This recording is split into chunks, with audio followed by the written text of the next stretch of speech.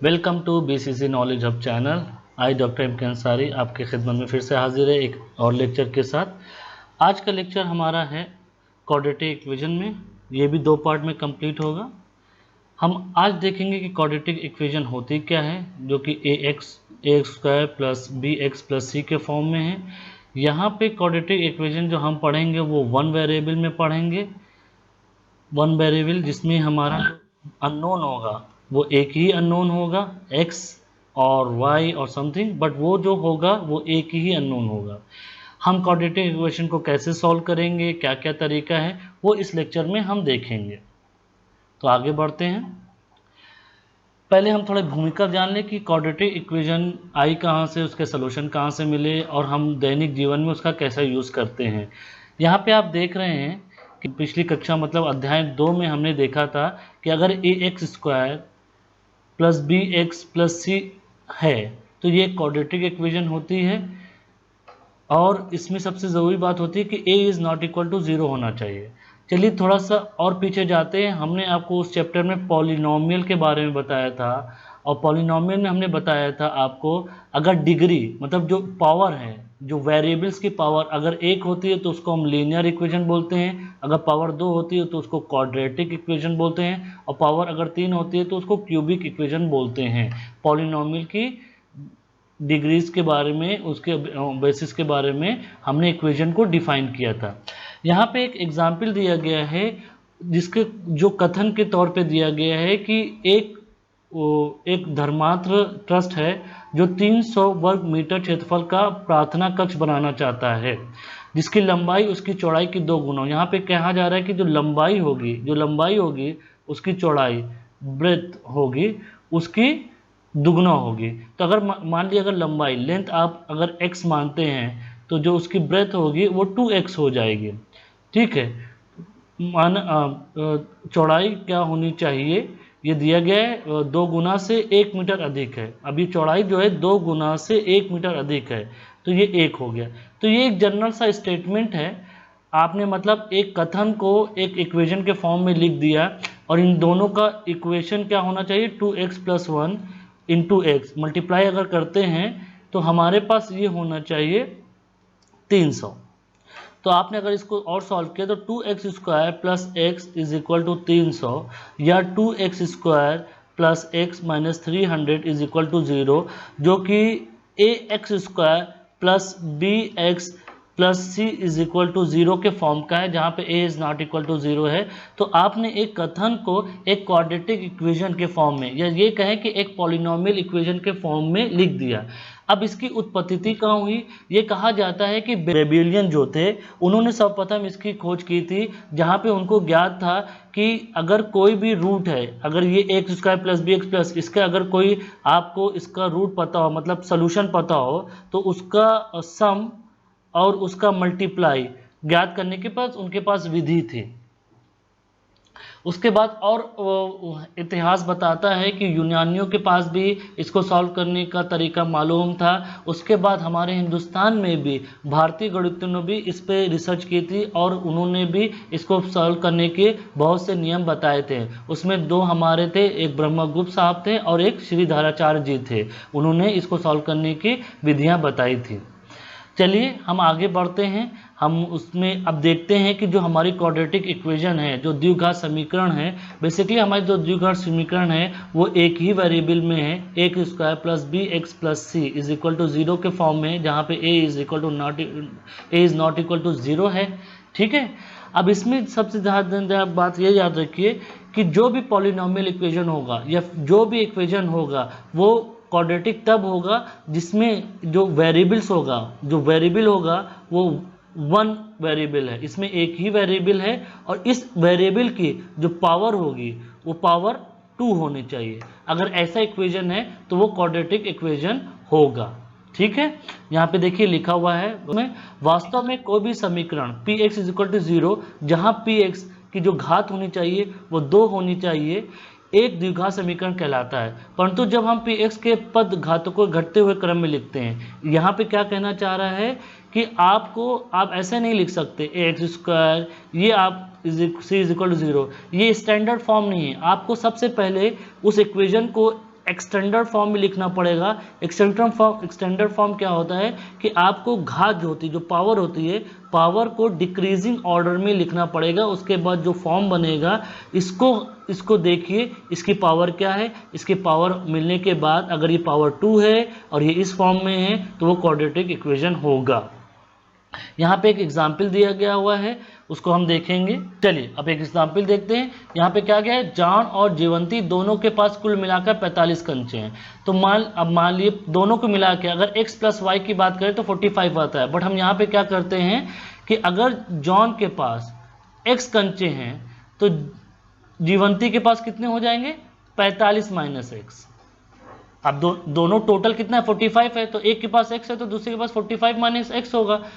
ठीक है, जैसे मान लीजिए जॉन के पास अगर 5 है तो टोटल 45 है, तो दूसरे के अगर इसके पास 5 है और टोटल 45 है तो दूसरे के पास कितना बचा, 40 ही तो बचा ना। तो सिंपल है यहाँ पे 45 माइनस एक्स होगा।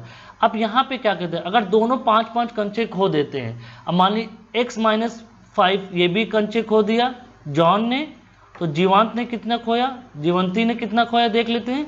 45 माइनस एक्स माइनस 5 इसने भी खो दिया, तो इसका तो बचा x माइनस 5, इसका कितना बचा, ये minus 45 minus x minus 5 is equal to 40 minus x. ठीक है, तो अब इसके पास कितने कंचे बचे, जॉन के पास x माइनस 5 और जीवंती के पास 40 माइनस एक्स। ठीक है, तो उनके पास कंचों की संख्या का गुणनफल, मतलब इन दोनों का जो गुणनफल है x minus 5 into 40 minus x, इसका गुणनफल कितना आता है, 124 आता है। अब इसको आप सॉल्व कर लीजिए। अब आप सॉल्व कैसे करेंगे, इसको मल्टीप्लाई करना है हमको। तो मल्टीप्लाई करने का तरीका अगर आपको याद हो तो हमने आपको बताया था कैसे मल्टीप्लाई करते हैं। x को 40 से करेंगे तो 40x हो गया, फिर x को x से करेंगे माइनस के साथ, तो ये माइनस साइन के साथ x स्क्वायर हो गया, ये माइनस प्लस माइनस ये आपका 200 हो गया, फिर आपका माइनस माइनस प्लस हो गया 5x इज इक्वल टू 124 हो गया। अब यहाँ पे आप देख रहे हैं कि 40x प्लस 5x आपका ऐड हो जाएगा, तो 45x minus x square is equal to 124। हम इसको इधर लेके आते हैं तो ये प्लस हो जाएगा 200। तो आपको क्या हो गया यहाँ पे, ये आपका हो गया 45x माइनस एक्स स्क्वायर, ये आपको ऐड हो गया, आपका 324 हो गया। अब हम इसको अरेंज करते हैं, तो अरेंज करने में क्या आएगा, minus x square plus 45x, इसको भी हम इधर ले आते हैं तो माइनस 325 इज इक्वल टू 0।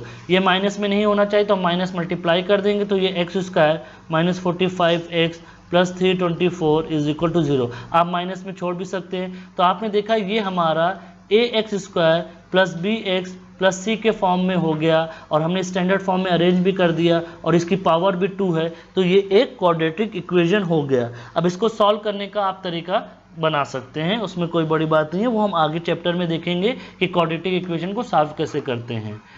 ये कुछ और एग्जांपल्स हैं, इसको आप देखिए और इसको बताइए क्या होगा। बट इसमें हम एक कुछ चीज़ें बता देते हैं, जैसे पहला और दूसरा एग्जाम्पल ले लेते हैं। इसमें हमें क्या जांच करनी है कि जांच करनी कि निम्न द्विघाती समीकरण है या नहीं। हमको इसको द्विघात समीकरण प्रूव करना है, मतलब हमको ये चेक करना है कि A x square plus B x plus C के फॉर्म का है कि नहीं है। चलिए स्टार्ट करते हैं। पहला क्या है, x प्लस 2 का whole square plus 1 is equal to 2x minus 3।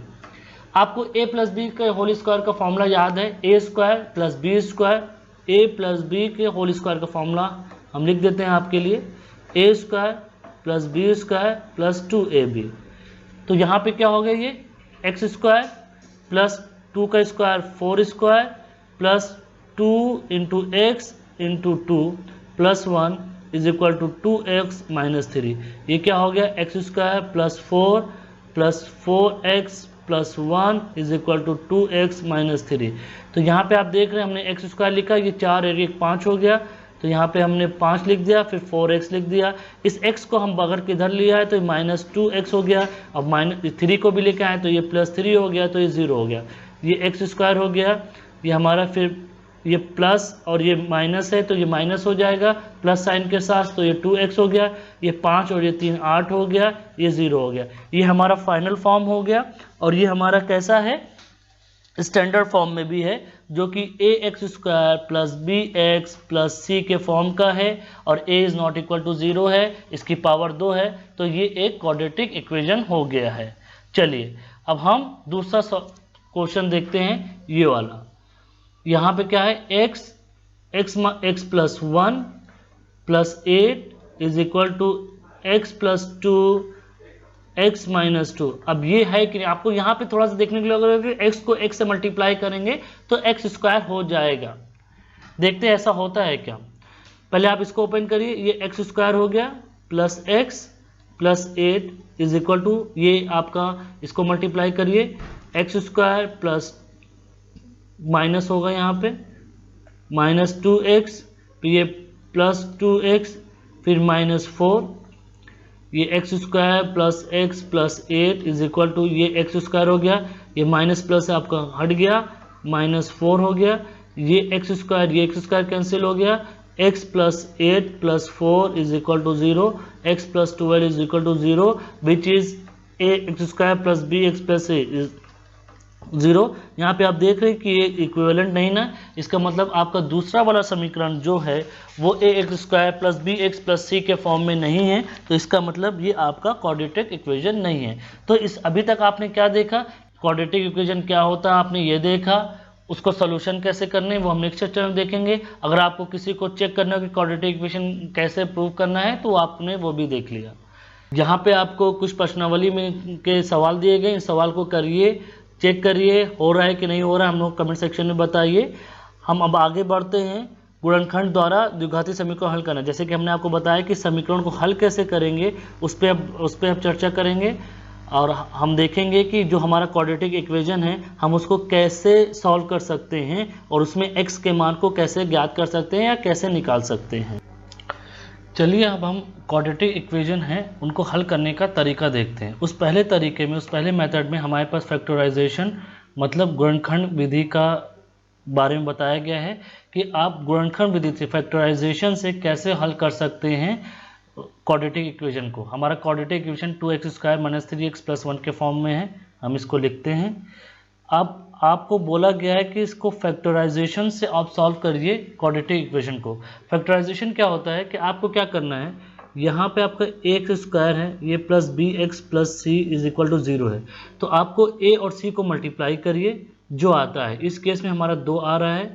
अब 2 का ऐसा गुणनफल लीजिए जिसका मल्टीप्लाई करने पे 2 आए और ऐड करने पे यहाँ पे ये देख रहे हैं ना आप, ये 3 आए, ऐड करने पे 3 आए। और हमें कैसे पता चलेगा कि ऐड करना है कि सब्ट्रैक्ट करना है, तो यहाँ पे जो साइन होगा, अगर यहाँ प्लस साइन है तो हमें ऐड करने पे मिलना चाहिए, अगर ये माइनस साइन है तो हमें घटाने पे सब्ट्रैक्ट करने पे मिलना चाहिए। तो हमारे पास यहाँ प्लस साइन है तो ऐड करने में मिलना चाहिए, तो हमारे पास 2 + 1 ये 3 भी हो रहा है और 2 × 1 2 भी हो रहा है। ठीक है, तो हमारे पास कौन सा समीकरण आ गया, 2 और 1 आ गया। तो हम इसको कैसे लिखते हैं, 2x स्क्वायर माइनस लिखा रहने दीजिए, फिर ये क्या हो गया 2 + 1, फिर ये x हो गया, ये आगे +1 हो गया, ये 0 हो गया।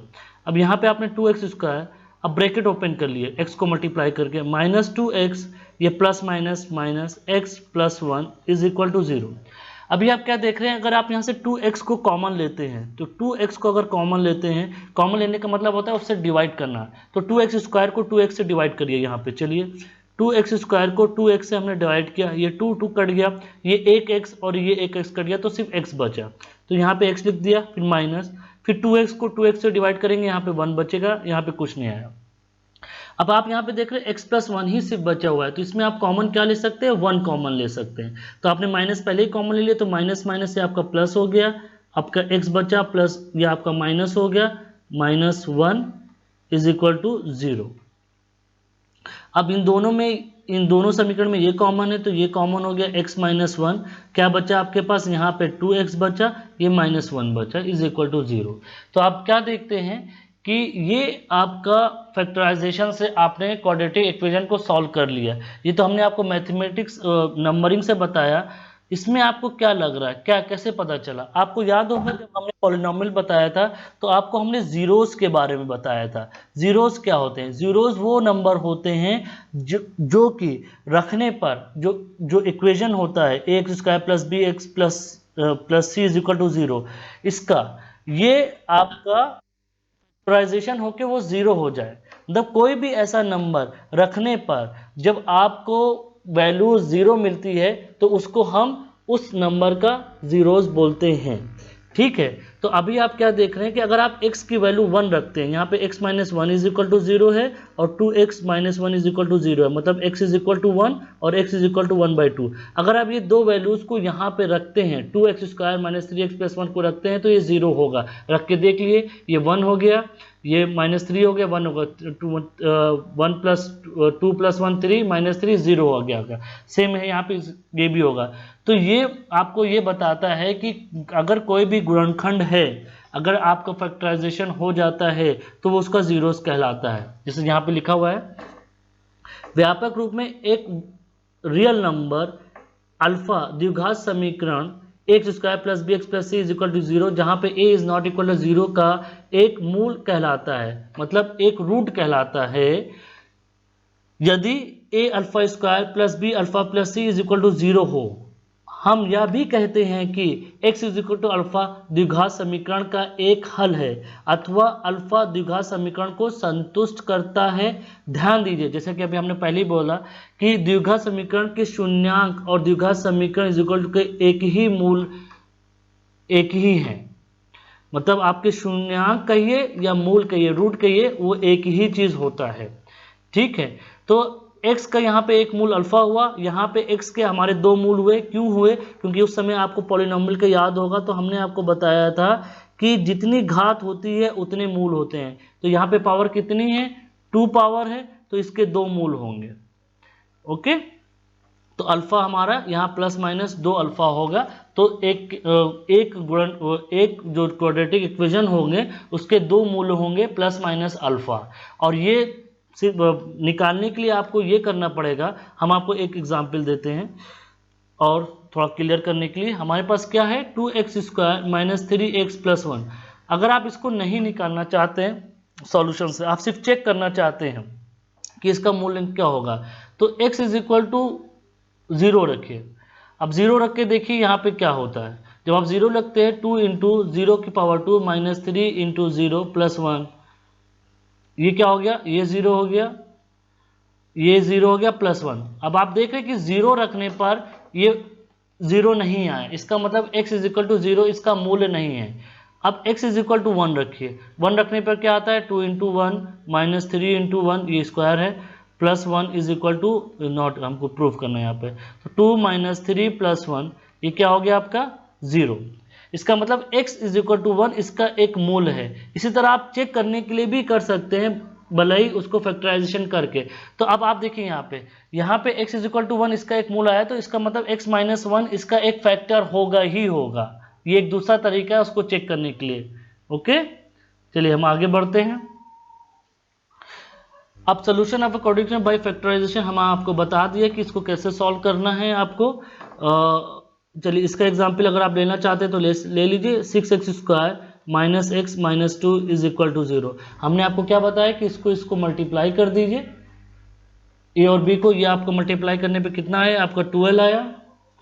ठीक है, अब ये 12 आया तो 12 का अब आप उसका वो निकाल लीजिए गुणनखंड। तो आपको क्या पता चला कि हमने आपको क्या बताया कि 6x स्क्वायर ये ब्रैकेट माइनस 2, यहाँ पे हमारी क्या वैल्यूज होनी चाहिए? हमने आपको क्या बताया कि वैल्यू वो होनी चाहिए कि जो प्रोडक्ट हो, जो मतलब जो मल्टीप्लाई करे, मल्टीप्लाई करने के बाद 12 आना चाहिए, और माइनस करने के बाद, मतलब अब यहाँ माइनस करना है कि नहीं करना है ये चेक करने के लिए क्या करना है, यहाँ पे माइनस साइन है तो यहाँ माइनस करना पड़ेगा। तो माइनस सब्ट्रैक्ट करने के बाद क्या बचना चाहिए? 1 बचना चाहिए। तो प्रोडक्ट हमारा क्या होगा? 4 इंटू 3 क्या हो रहा है? 12। अब 4 माइनस 3 क्या हो रहा है? 1। तो दोनों कंडीशन फुलफिल कर रहा है, तो इसका मतलब 4 माइनस 3 हम यहाँ पे लिख सकते हैं x के साथ। तो ये क्या हो गया? 6x square minus 4x minus 3x minus 2 is equal to 0।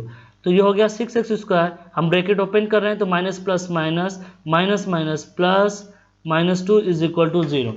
यहाँ पे आप रीअरेंज कर लिए या जैसे करना आप सोल्यूशन के लिए आप कर सकते हैं, आगे आप करिए तो ज़्यादा अच्छा रहेगा। इसको सॉल्व करने का तरीका अगर नहीं आता है तो 9th के लेक्चर्स में आप जाके देख सकते हैं, चैप्टर्स में उसमें किया गया है। और तब भी नहीं आता तो फिर हमको बताइएगा, तो फिर एक नए सिरे से इसको हम सोल्यूशन करने का आपको तरीका बताएंगे। अभी हम ये मान के चल रहे हैं कि इसको सॉल्व करना आपको आता है। ये दूसरे समीकरण है जिसको सॉल्व करने के लिए एक और एग्जाम्पल है, इसको भी ट्राई करिए। अब यहाँ पे आपका फिर से कुछ क्वेश्चन दिए गए हैं, उसको सॉल्व करना है, इसको भी ट्राई करिए। Give a try, do it, if you are not able to do it again contact us. अगर आप नहीं कर पाते हैं तो फिर से आइए, कमेंट करिए, जितना ज़्यादा हो सकता है सवाल पूछिए। और इस लॉकडाउन में जितना ज़्यादा आप इसको करेंगे उतना अच्छा रहेगा। घर से बाहर मत निकलिए, खूब मैथमेटिक्स पढ़िए, खूब पढ़ाई करिए, टाइम अपना बचाइए, अपना समय सेव करिए।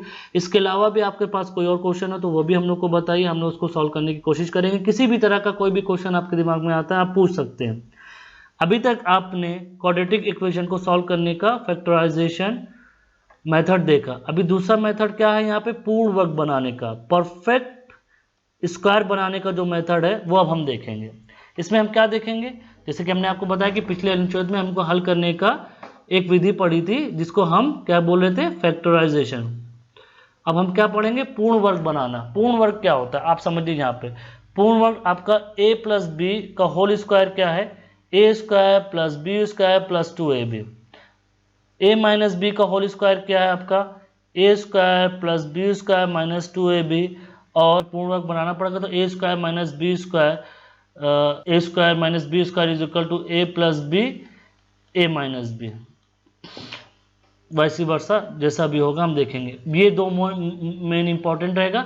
हमको कोई भी सॉल्यूशन दिया होगा, कुछ भी दिया होगा, हमको उसको पूर्वक बनाना पड़ेगा, परफेक्ट स्क्वायर के फॉर्म में बनाना पड़ेगा। उससे पहले एक चीज़ नोट में हम आपको बता देते हैं कि परफेक्ट स्क्वायर जब बनेगा तो जब ये स्क्वायर बनेगा तो उसको सॉल्व करने के बाद हमको उसका स्क्वायर रूट निकालना पड़ेगा, स्क्वायर रूट निकालना पड़ेगा। और किसी भी रियल नंबर का, ठीक है, कोई भी रियल नंबर होगा जो माइनस में नहीं होगा, ये इमेजिनरी नंबर होता है। कोई भी रियल नंबर होगा उसके जो रूट होंगे वो दो रूट होंगे, प्लस और माइनस, जिसको हम इस तरीके से लिखेंगे प्लस माइनस बी। अगर हम अंडर रूट ए को सॉल्व करते हैं बी आता है तो वो प्लस माइनस बी लिखा जाएगा, मतलब उसकी एक वैल्यू प्लस बी होगी और दूसरी वैल्यू माइनस बी होगी, ये याद रखिएगा।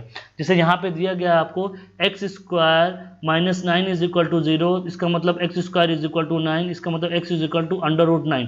अंडर रूट 9 का मतलब क्या हुआ, 3। तो इसका 3 ना लिख के हम प्लस माइनस 3 लिखेंगे, इसकी दो वैल्यू होगी, x is equal to 3 plus 3 और x is equal to minus 3, ये याद रखिएगा, ठीक है। अब परफेक्ट स्क्वायर हम कैसे बनाएंगे वो हम आपको बताते हैं अभी। चलिए इस फिगर पे मत जाइए, टेंशन मत लीजिए, ये आपकी बुक में दिया है, इसको बहुत आसान है, इसको समझ सकते हैं, बट अभी इसकी ज़रूरत नहीं ना। अभी हमारे पास सोल्यूशन है कि आप क्वेश्चन है कि आप उसको परफेक्ट स्क्वायर कैसे बनाते हैं। X square plus 4x minus 5 is equal to 0, बहुत सिंपल तरीका है, हम आपको बता देते हैं। अब यहाँ पे देखिए, बस यहाँ पे समझ लिए कि यहाँ पे माइनस दिया है, इस पार्ट को आप भूल जाइए। हमारे पास क्या है, एक्स स्क्वायर प्लस 4x, तो इस पार्ट को आप इस तरीके से लिख लिए 5। चलिए अभी के लिए लिख लेते हैं, थोड़ा सा मेहनत पड़ेगा बट अभी के लिए ऐसे लिख लेते हैं।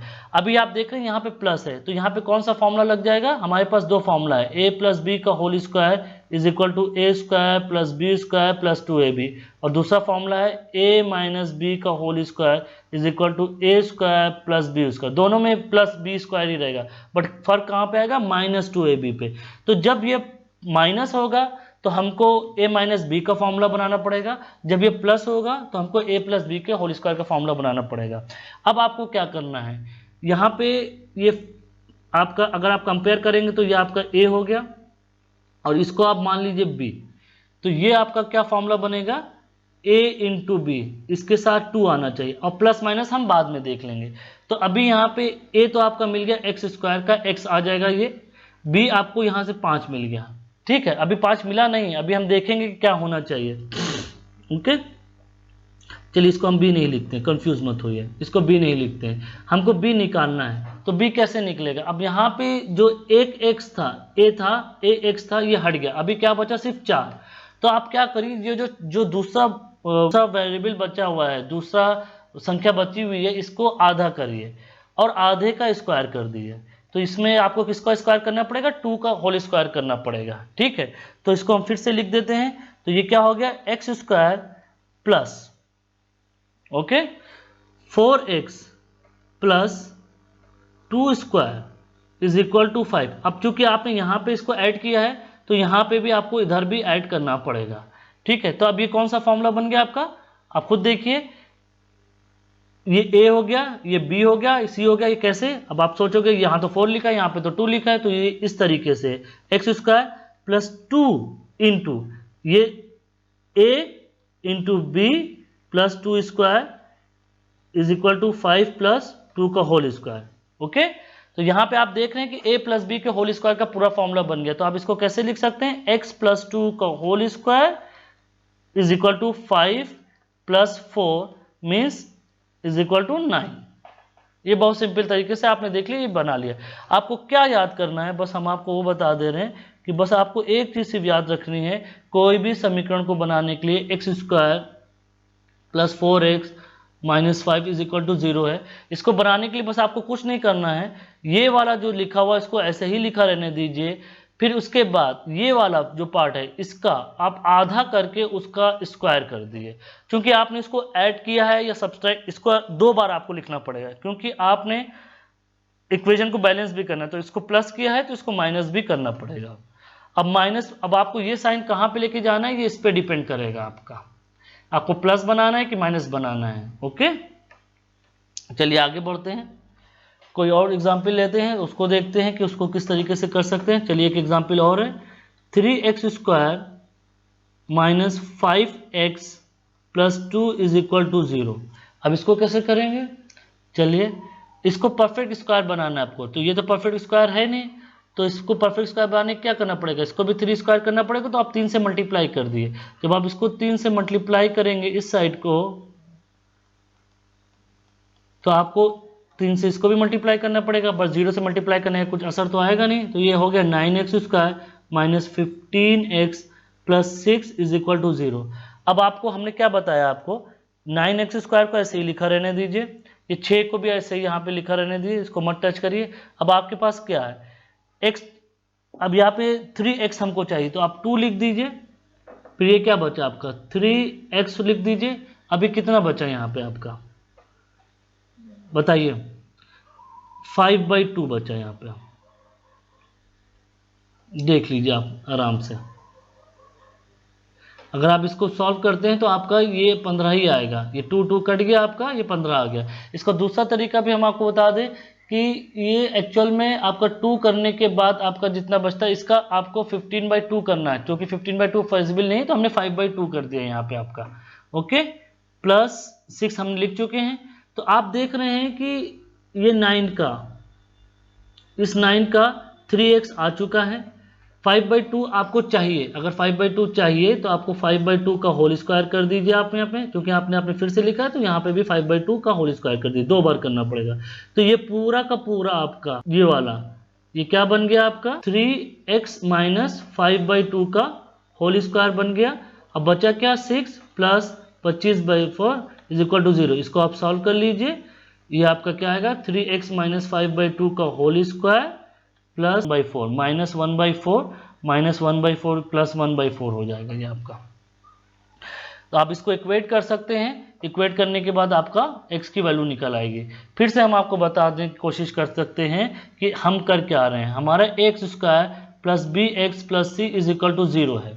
ओके, इसको अगर परफेक्ट स्क्वायर बनाना है हमको, तो परफेक्ट स्क्वायर बनाने का तरीका सबसे सिंपल यही है कि आपको क्या करना है, ये जो आपका bx लिखा हुआ है, क्योंकि फॉर्मूले में आपका क्या है a प्लस बी का होल स्क्वायर का फॉर्मूला क्या है, a square plus 2ab plus B square, या तो प्लस होगा या माइनस होगा। तो आपको 2 तो होना चाहिए आपके पास, तो आपको किसी तरीके से वहाँ 2 लाना है। फिर ये a की वैल्यू होनी चाहिए और b की वैल्यू होनी चाहिए, बस यही करना है।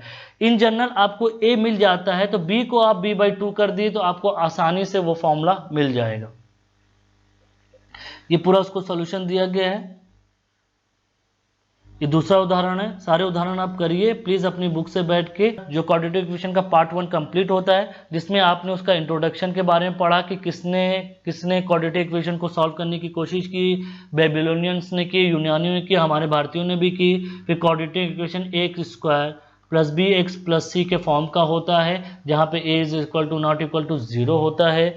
ये हमारे क्वाड्रेटिक इक्वेशन होते क्या हैं, जिसकी पावर 2 होती है, हम उसको क्वाड्रेटिक इक्वेशन को कहते हैं जब वो स्टैंडर्ड फॉर्म में लिखा जाता है। इसको सॉल्व करने के आपने दो तरीके अभी तक देखे, फैक्टराइजेशन मेथड देखा और परफेक्ट स्क्वायर वाला देखा। आपने परफेक्ट स्क्वायर वाला देखा, उसमें आपने रूट देखे, इसमें आपने रूट देखें, अगर कोई सेटिस्फाइड कर रहा है कोई वैल्यू तो उसका रूट भी कहलाता है, जिसको आप जीरोस भी बोलते हैं, अगर आपको याद हो पॉलिनोमियल चैप्टर से। तो कोई ज़्यादा टफ नहीं है। अब आगे हम इसको और सॉल्व कैसे करेंगे और क्या मेथड है वो हम दूसरे पार्ट में देखेंगे। तो जुड़े रहिए हमारे साथ और लाइक करिए, चैनल को सब्सक्राइब करिए। Thank you.